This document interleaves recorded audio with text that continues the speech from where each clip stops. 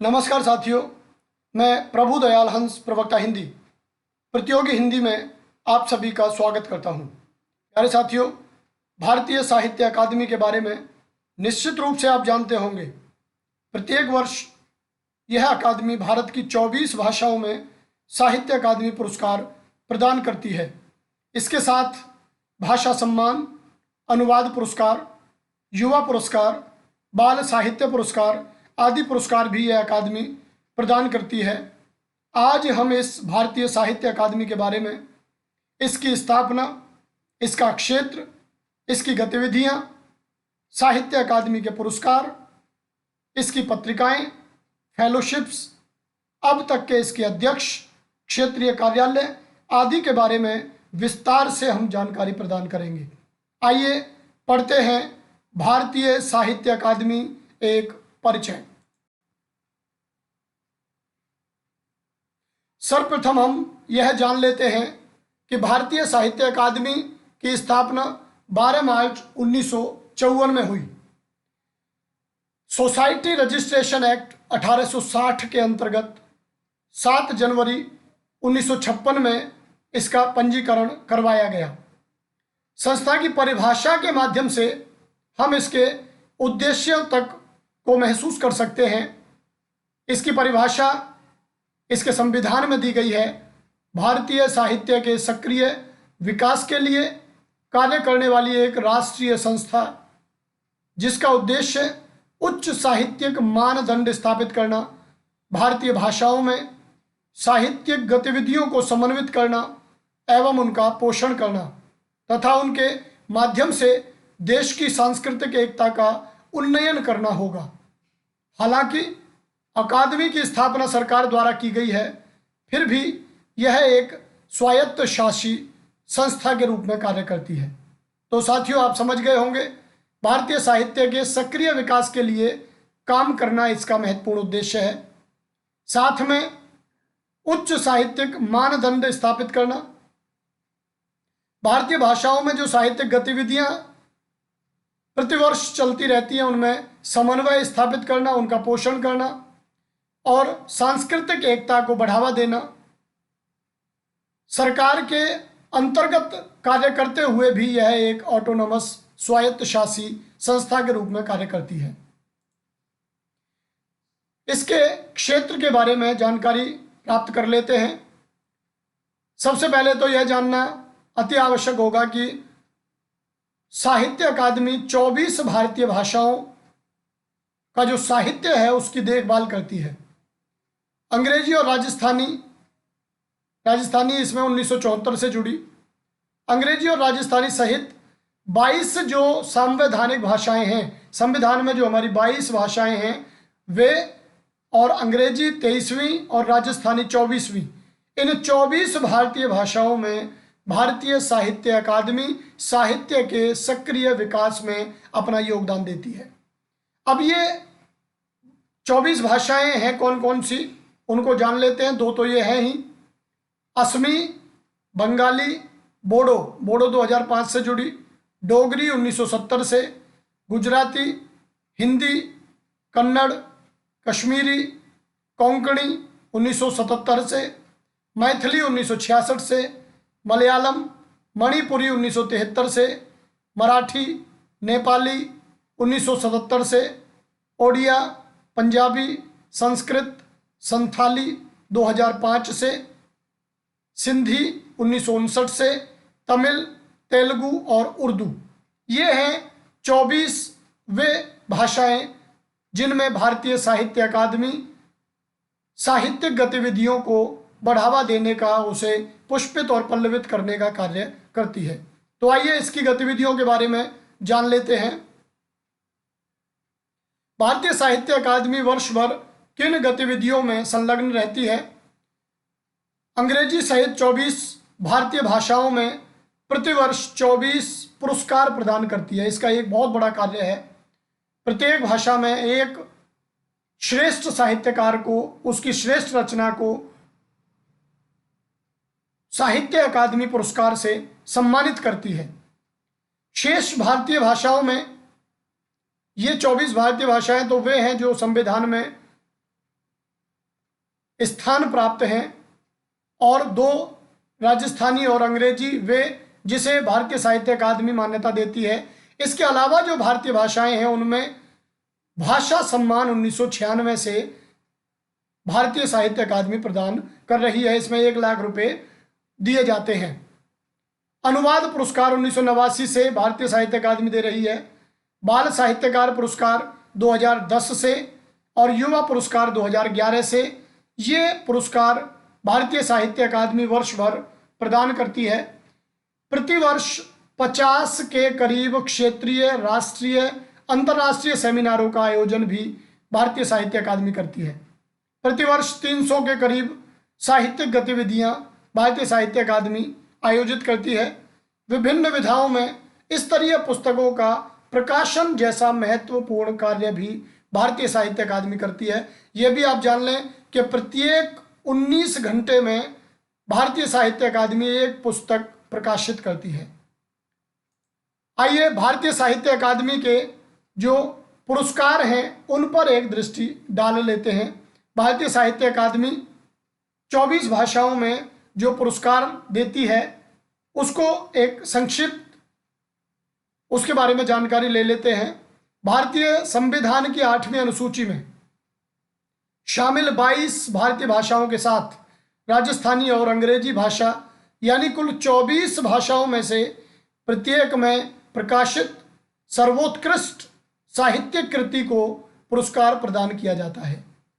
पहली बार यह पुरस्कार सन 1955 में दिए गए। हिंदी में प्रथम साहित्य अकादमी पुरस्कार माखनलाल चतुर्वेदी जी की काव्य कृति हिम तरंगिणी को प्रदान किया गया। सन 1954 में साहित्य अकादमी पुरस्कारों के लिए 5000 की राशि तय की गई थी। पुरस्कार राशि 5000 रखी गई थी। 1954 में जब साहित्य अकादमी का गठन हुआ उस समय यह सोचा गया कि 5000 पुरस्कार राशि दी जाएगी और ये 5000 पुरस्कार राशि चलती रही 1983 तक। 1983 में इसे 10,000 रुपये कर दिया गया। फिर 1988 से इसे 25,000 रुपये कर दिया गया। सन 2001 से इस राशि को बढ़ाकर 40,000 रुपये और 2003 से इसे 50,000 रुपये और सन 2009 से यह राशि बढ़कर 1 लाख रुपये कर दी गई जो अब तक चल रही है। तो आप समझिए आज की यदि हम स्थिति देखें तो साहित्य अकादमी पुरस्कार में 24 भाषाओं के प्रत्येक भाषा से एक उत्कृष्ट साहित्यिक रचना के लिए 1 लाख रुपए का पुरस्कार राशि और साथ में एक प्रशस्ति पत्र प्रदान किया जाता है। ये चित्र में आप उस पुरस्कार को देख सकते हैं जो साहित्य अकादमी प्रत्येक साहित्यकार को प्रदान करती है। तो इसके साथ ही हम ये भी जान लेते हैं कि भारतीय साहित्य अकादमी पत्रिकाएं भी प्रकाशित करती है जो वर्ष भर उसकी गतिविधियों को, साहित्य के बढ़ावे को लगातार पाठकों तक, दर्शकों तक पहुंचाने का कार्य करती है। तो मुख्यतः ये जो पत्रिकाएं हैं, इंडियन लिटरेचर जो अंग्रेजी भाषा में निकलती है, प्रत्येक 2 मास में यह पत्रिका प्रकाशित की जाती है और 1957 से इसको शुरू किया गया। उस समय ये छमाही पत्रिका के रूप में प्रारंभ की गई थी, लेकिन बाद में इसको द्विमासिक पत्रिका कर दिया गया। समकालीन भारतीय साहित्य नाम से हिंदी भाषा में द्विमासिक पत्रिका निकाली जाती है और ये 1980 से प्रकाशित हो रही है। तीसरी इसकी महत्वपूर्ण पत्रिका है संस्कृत प्रतिभा, त्रैमासिक पत्रिका है। ये 1959 से इसे छमाही के रूप में शुरू किया गया था, लेकिन बाद में इसे त्रैमासिक पत्रिका कर दिया गया। और चौथी पत्रिका है आलोक, जो 2002 से वार्षिक पत्रिका के रूप में शुरू की गई थी, लेकिन बाद में उसे छमाही कर दिया गया। इस तरह से भारतीय साहित्य अकादमी ये 4 पत्रिकाएं भी प्रकाशित करती है। इसके साथ ही जो फेलोशिप हैं उनके बारे में बात करें, ये भी एक बड़ी महत्वपूर्ण सम्मान है जो साहित्यकारों को प्रदान किया जाता है। भारतीय साहित्य अकादमी फेलोशिप देती है ये 21 भारतीयों को एक बार में प्रदान की जाती है। भारतीय साहित्यकारों के अमर साहित्य के लिए ये सर्वोच्च सम्मान है जिसे भारतीय साहित्य अकादमी प्रदान करती है। एक बार में 21 ही साहित्यकारों को यह प्रदान किया जा सकता है, इससे ज़्यादा नहीं, कम चाहे कितने भी हो सकते हैं। और प्रथम साहित्य अकादमी फेलोशिप पूर्व राष्ट्रपति, पूर्व उपराष्ट्रपति, एक बहुत बड़े दार्शनिक डॉक्टर एस राधाकृष्णन जी को 1968 में यह साहित्य अकादमी फेलोशिप प्रदान की गई थी। दूसरी जो फेलोशिप दी जाती है मानद फेलोशिप, ऑनरेरी फेलोशिप, ये गैर भारतीय साहित्यकारों को दी जाती है और इसकी संख्या एक बार में 10 ही ये फेलोशिप दी जा सकती है। इससे ज़्यादा लोगों को यह फेलोशिप नहीं दी जा सकती, कम तो चाहे एक भी हो सकता है। तो ये ध्यान रखें, 10 गैर भारतीय साहित्यकारों को यह मानद फेलोशिप दी जाती है। प्रथम जो फेलोशिप दी गई वो श्री लियोपोल्ड सेडार सेंगर 1974 में ये फेलोशिप प्रदान की गई। इसके साथ ही प्रेमचंद फेलोशिप 2005 में ये प्रारंभ हुई थी।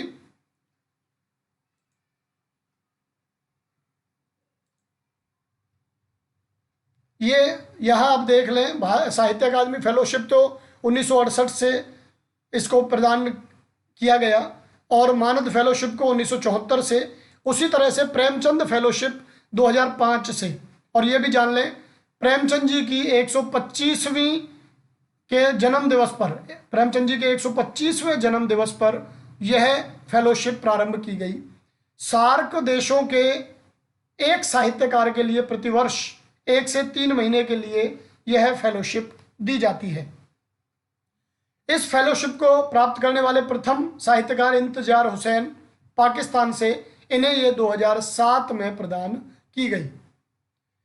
आनंद कुमार स्वामी फेलोशिप 1996 से शुरू हुई। एशियन देशों के एक साहित्यकार को प्रतिवर्ष 1 से 3 महीने के लिए यह फेलोशिप प्रदान की जाती है। प्रथम आनंद कुमार स्वामी फेलोशिप जो दी गई वो डॉक्टर आज़द एन शमातोब ताशकंद 1996 में ये पहली फेलोशिप दी गई। तो आइए अब नज़र डाल लेते हैं साहित्य अकादमी के जो अध्यक्ष रहे, उन अध्यक्षों में सर्वप्रथम यह सम्मान मिला पंडित जवाहरलाल नेहरू को। पंडित जवाहरलाल नेहरू भारतीय साहित्य अकादमी के प्रथम अध्यक्ष रहे। इन्होंने अकादमी की शुरुआत से 1964 तक इसका कार्यभार संभाला। उसके बाद डॉक्टर एस राधाकृष्णन ने 1964 से 1968 तक, जब नेहरू जी का देहांत हो गया 1964 में, उसके बाद से 1968 तक डॉक्टर एस राधाकृष्णन जी ने इसका कार्यभार संभाला। उसके बाद डॉक्टर जाकिर हुसैन 1968 से 1969, डॉक्टर सुनीति कुमार चटर्जी 1969 से 1977, प्रोफेसर KR श्रीनिवास आयंगर 1977 से 1978 तक ये कार्यवाहक के रूप में रहे। उसके बाद प्रोफेसर उमा शंकर जोशी का चयन किया गया, 1978 से 1983 तक उन्होंने कार्यभार संभाला। प्रोफेसर VK गोकाक 1983 से 1988 तक, डॉक्टर वीरेंद्र कुमार भट्टाचार्य 1988 से 1993 तक साहित्य अकादमी के अध्यक्ष के रूप में कार्य करते रहे। प्रोफेसर UR अनंत मूर्ति 1993 से 1998 तक, श्री रमाकांत रथ 1998 से 2003 तक, प्रोफेसर गोपीचंद नारंग 2003 से 2008 तक, श्री सुनील गंगोपाध्याय 2008 से 2012 तक, प्रोफेसर विश्वनाथ प्रसाद तिवारी 2012 से 2013 तक ये कार्यवाहक रहे। उसके बाद इन्हें चुन लिया गया, प्रोफेसर विश्वनाथ प्रसाद तिवारी जी को बाद में कार्यवाहक से पूर्ण पदेन अध्यक्ष चुन लिया गया। 2013 से 17 तक इन्होंने अपना काम किया साहित्य अकादमी के अध्यक्ष के रूप में। और अभी डॉक्टर चंद्रशेखर कंबार लगातार अपना कार्य कर रहे हैं। तो अभी भारतीय साहित्य अकादमी के अध्यक्ष हैं डॉक्टर चंद्रशेखर कंबार। तो आइए साथियों, ये जान लेते हैं कि साहित्य अकादमी का मुख्यालय कहाँ है। तो रविंद्र भवन, नई दिल्ली। नई दिल्ली में रविंद्र भवन, ये एक बहुत बड़ी बिल्डिंग है और इसमें 3 साहित्य अकादमी चलती हैं, 3 अकादमी चलती हैं, जिनमें एक ललित कला अकादमी, एक संगीत नाटक अकादमी और एक हमारी भारतीय साहित्य अकादमी। तो ये मुख्यालय जो नई दिल्ली में स्थित है, ये निम्नलिखित भाषाओं की देखभाल, उनके साहित्य के उन्नयन के लिए भी कार्य करता है। इन्होंने अपना काम बांटा हुआ है। जो उप क्षेत्रीय कार्यालय हैं, क्षेत्रीय कार्यालय जो हैं, उनको अलग अलग भाषाओं की जिम्मेदारी दी गई है। ये जो साहित्य अकादमी का मुख्यालय है, ये डोगरी, अंग्रेजी, हिंदी, कश्मीरी, मैथिली, नेपाली, पंजाबी, राजस्थानी, संस्कृत, संथाली, उर्दू आदि भाषाओं के साहित्य को विकसित करने की जिम्मेदारी, उसका प्रचार प्रसार करने की जिम्मेदारी भारतीय साहित्य अकादमी का मुख्यालय देखता है।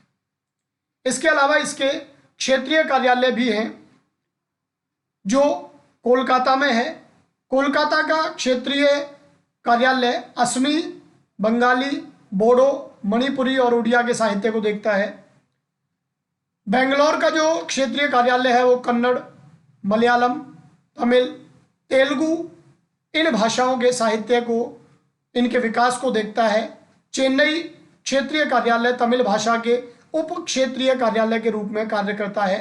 बेंगलोर में तो तमिल, कन्नड़ ये चारों दक्षिण भारतीय भाषाओं को देखा जाता है, लेकिन चेन्नई वाला विशेष रूप से तमिल भाषा के उप क्षेत्रीय कार्यालय के रूप में कार्य करता है। मुंबई क्षेत्रीय कार्यालय में गुजराती, कोंकणी, मराठी, सिंधी के अतिरिक्त अंग्रेजी और हिंदी भाषाओं के भी साहित्य को विकसित करने की योजनाएं बनती हैं। अगरतला का जो क्षेत्रीय कार्यालय है, ये उत्तर पूर्व की गैर मान्यता प्राप्त भाषाएं, उत्तर पूर्व में जो भाषाएं हैं उनको तो कोलकाता क्षेत्रीय कार्यालय देखता है, लेकिन इनके अलावा भी जो भाषाएं हैं उनको अगरतला क्षेत्रीय कार्यालय देखता है। तो प्यारे साथियों, भारतीय साहित्य अकादमी के बारे में हम यथासंभव जानकारी जुटाकर आप तक इस वीडियो के माध्यम से पहुंचा रहे हैं। उम्मीद करते हैं कि यह जानकारी आपको लाभान्वित करेगी। विभिन्न प्रतियोगी परीक्षाओं में साहित्य अकादमी और उससे जुड़े हुए गतिविधियों से संबंधित बहुत सारे प्रश्न पूछे जाते हैं। हमने इस वीडियो के माध्यम से आपके ज़्यादातर प्रश्नों के जवाब देने का प्रयास किया है।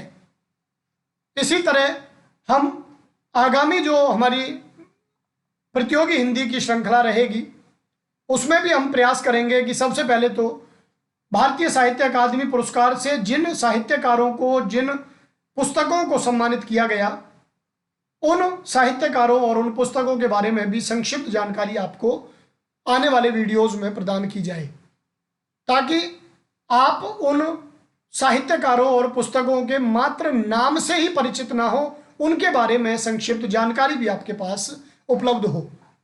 तो यह वीडियो आपको कैसा लगा, हम उम्मीद करेंगे कि आप हमें अपने कमेंट के माध्यम से, अपने लाइक के माध्यम से या इस वीडियो को शेयर करके आप हमें प्रोत्साहित करेंगे। यदि आपको कहीं किसी तरह की और कोई समस्या महसूस होती है तो आप हम तक अपने कमेंट्स के माध्यम से उस समस्या को पहुंचाएंगे, ताकि हम समय रहते उस समस्या का समाधान आपके लिए उपस्थित कर सकें, प्रस्तुत कर सकें। तो मैं उम्मीद करता हूं कि यह वीडियो आपको लाभान्वित करेगा। आप सभी का हार्दिक धन्यवाद करते हुए, इस आशा के साथ कि अतिशीघ्र भारतीय साहित्य अकादमी प्राप्त साहित्यकारों और उनकी पुस्तकों के बारे में महत्वपूर्ण जानकारी लेकर हम अतिशीघ्र उपस्थित होंगे। चलते हुए आप सभी का पुनः धन्यवाद। आप सभी को नमस्कार।